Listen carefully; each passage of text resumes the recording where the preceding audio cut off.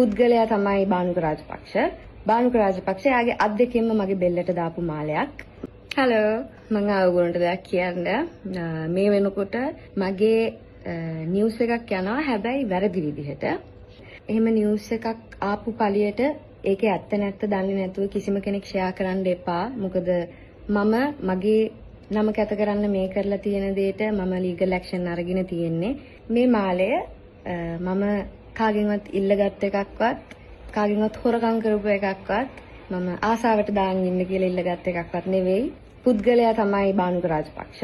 බානුක රාජපක්ෂ යාගේ අත් දෙකෙන්ම මගේ බෙල්ලට දාපු මාලයක්. මං ගැන කන්සර්න් වෙලා මට කෝල් කරපු අයට මට මැසේජ් කරපු අයට ගොඩාක් ස්තුතියි ඔයගොල්ලෝ හැමෝටම. සහ මේ නිවුස් එක ෂෙයා කරන්න කලින් මට කතා කරලා මේක ඇත්තද කියලා අහපු කට්ටියට ගොඩාක් පිං ගොඩාක් ස්තුතියි.